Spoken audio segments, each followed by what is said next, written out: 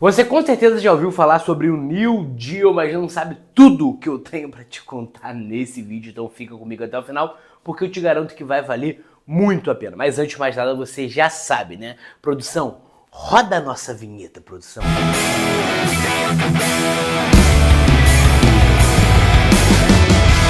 Fala minha galera, SOS História, Professor Pedro Ricciolo com mais um vídeo aqui no nosso canal do YouTube, nosso canal do SOS História, lindo demais, maravilhoso, que tá completinho pra você, coisa linda. Antes de mais nada, se inscreve no canal, ativa o sino que tá aparecendo pra você aqui e curte esse vídeo pra ajudar a gente, o SOS História, a crescer cada vez mais. Então se inscreve aí, ativa o sininho, curte esse vídeo que ajuda a gente a crescer bastante. Galera, ó, se você quiser tirar print desse quadro maravilhoso aqui que eu montei pra você, eu vou me abaixar aqui rapidinho, mas eu vou no inglês, de novo, eu vou no inglês. Ai.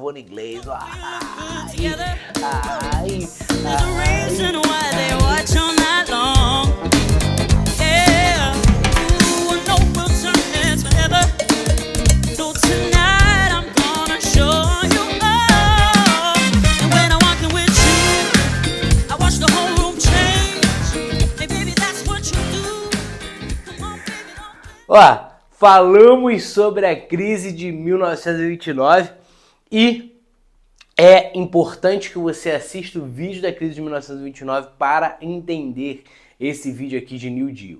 Então o vídeo está na descrição aqui, tá na descrição aqui do vídeo, tá? Esse vídeo da crise de 1929 para você entender os antecedentes que levaram os Estados Unidos a escolher o New Deal. Agora, falando sobre o New Deal, esse New Deal é uma medida que os Estados Unidos vão tomar após a crise. Então, basicamente, foi uma política adotada pelos Estados Unidos para recuperar a economia. Eu já vou te dar um spoiler que não vai ser suficiente para recuperar a economia. A gente vai ver que o desemprego ele vai atingir taxas alarmantes ali durante a crise de 1929 e o New Deal ele até reduz um pouco o desemprego, mas o desemprego ele ainda se mantém, ele não consegue reduzir totalmente, ele ainda mantém taxas muito altas, né? Ele mantém taxas muito altas. Então não é o suficiente ali para recuperar a economia. Então, pelo que se caracteriza esse New Deal? Vou pegar aqui minhas caretas, olha só. Esse New Deal ele vai se caracterizar principalmente, gente, por uma forte intervenção estatal. Essa intervenção estatal é uma intervenção do Estado na economia que vai ser uma grande diferença já da política econômica dos Estados Unidos antes da crise e depois da crise.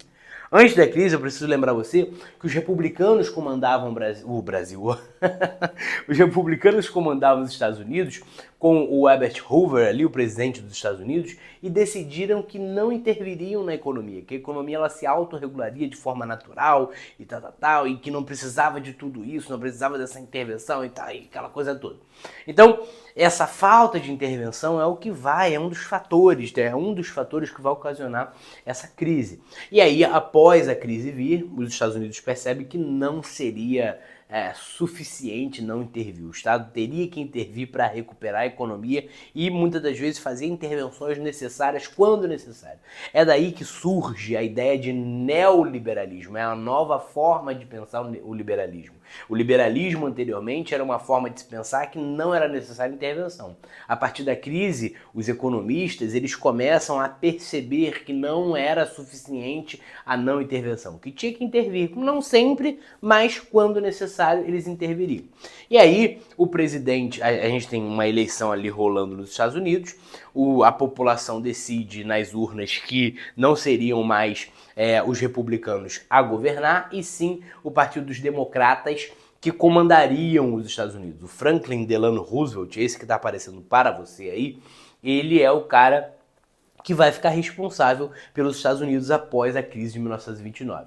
E junto com ele vai vir com um novo acordo, né? Com um novo tratado, com um novo acordo. E esse novo acordo é o New Deal, é um novo acordo. Esse novo acordo, como eu falei, vai se caracterizar por uma forte intervenção do Estado na economia. E essa forte intervenção do Estado na economia vai se basear muito nas ideias do economista John Maynard Keynes. Esse que está aparecendo para você na sua teloca. John Maynard Keynes. E o John Maynard Keynes, ele vai começar a construir uma ideia de um Estado intervencionista que intervém em coisas essenciais, em coisas específicas e começa a construir uma ideia de Estado de bem-estar social. Um Estado que garante as necessidades básicas para a sua população. Um Estado que supre com as necessidades específicas para a sua população. É o famoso welfare states. E nós temos aí diversas partes do mundo começando a seguir esse exemplo de um Estado que interfere quando necessário. O welfare states começa a ser um tipo de Estado que vai ser muito comum no mundo inteiro. Essas ideias do John Maynard Keynes, elas começam a ser chamadas aqui, ó, de keynesianismo. Olha aí, keynesianismo são as ideias do John Maynard Keynes. Olha aí, o keynesianismo. Agora, quais foram as principais medidas adotadas ali pelos Estados Unidos com o New Deal? Algumas medidas importantes eles vão tomar. E basicamente você tem que entender o seguinte: a economia estava quebrada e o objetivo era recuperar a economia. Esse é o objetivo. Recuperação econômica dos Estados Unidos. O objetivo era esse. Não tinha outro objetivo. O objetivo era recuperar a economia dos Estados Unidos. Agora, uma das principais medidas, gente, é o investimento do Estado em infraestrutura. O Estado ele investe muito em infraestrutura com muitas obras públicas. O Estado ele vai desenvolver ali estradas, ferrovias, hospitais, usinas elétricas, tudo que está relacionado à infraestrutura, o Estado vai aportar uma grande quantidade de dinheiro.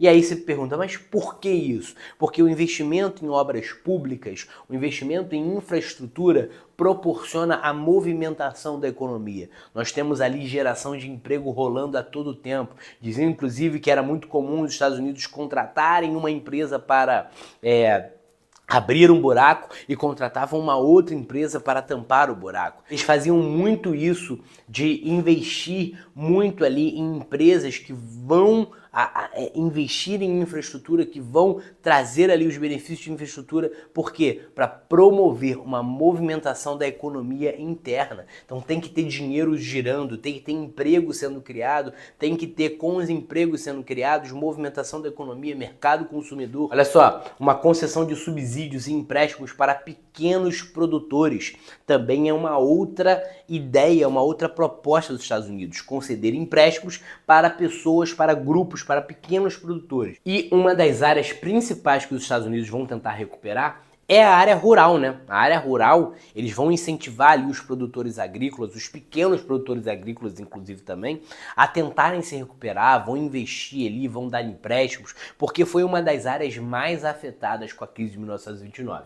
Foi a área rural. Outra coisa é o controle da emissão de moedas. Por que eles querem controlar a emissão de moedas? É para que não ocorresse isso aqui, ó, a inflação.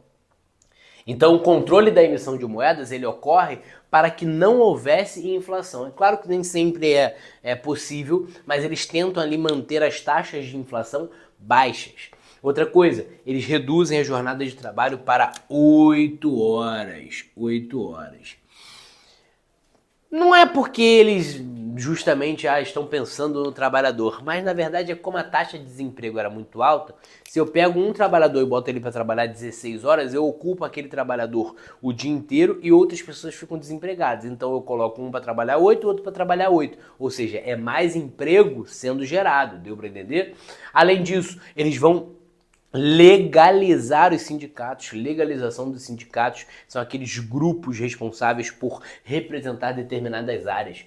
Eles vão fiscalizar e controlar as atividades de bancos. Isso para impedir fraudes, para impedir qualquer tipo de roubo, né? Então o Estado vai ficar ali fiscalizando os bancos ali pertinho, vai ficar, ó, marretando ali em cima dos bancos, fiscalizando, não deixando que houvesse fraude. É claro que a fraude ela sempre vai existir, principalmente ali em 1929, 1930, 31, 32, 33, ela vai existir, mas eles tentam evitar que houvesse ali uma grande quantidade de fraudes.